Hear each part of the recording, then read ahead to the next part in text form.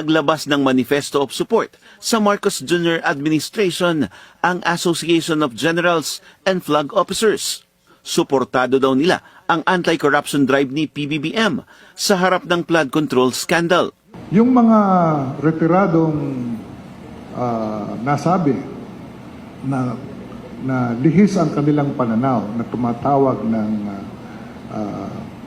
ng activities or actions that border on defying the Constitution or violating the Constitution, yan ay hindi sinusuportahan ng karamihan ng ating retirado, including the AGFO, no? Which is composed of more than 1,000 officers. Ang alam ko, yung dalawang general na leaders o identified leaders na nag-stage ng rally sa Gate 4, hindi sila miyembro ng AGFO.